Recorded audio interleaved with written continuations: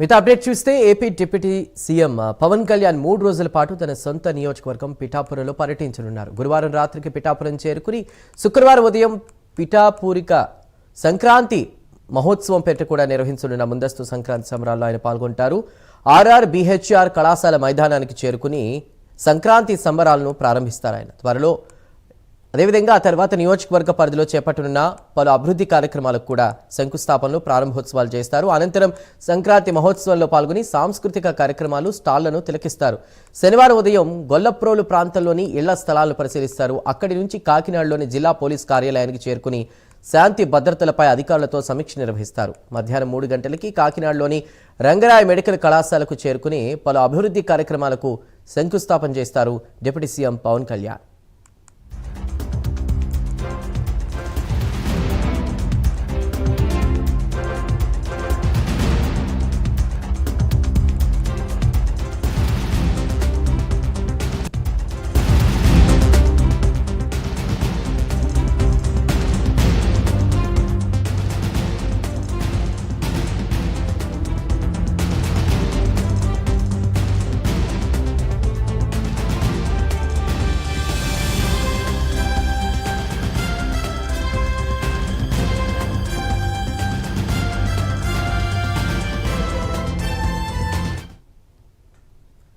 AP deputy CM Pawan Kalyan 3 రోజుల పాటు తన సొంత నియోజకవర్గం పిఠాపురంలో పర్యటించనున్నారు. గురువారం రాత్రికి పిఠాపురం చేరుకుని శుక్రవారం ఉదయం పీఠికాపుర సంక్రాంతి మహోత్సవం పేరిట కూడా నిర్వహించనున్న ముందస్తు సంక్రాంతి సంబరాలు పాల్గొంటారు.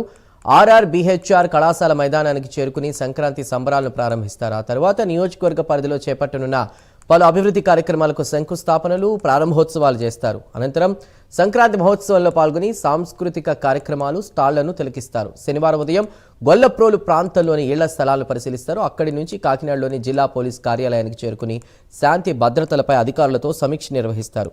ఇక మధ్యాహ్నం 3 గంటలకి కాకినాడలోని రంగరాయ మెడికల్ కళాశాలకు చేరుకుని పలు అభివృద్ధి కార్యక్రమాలకు పవన్ శంకుస్థాపన చేస్తారు.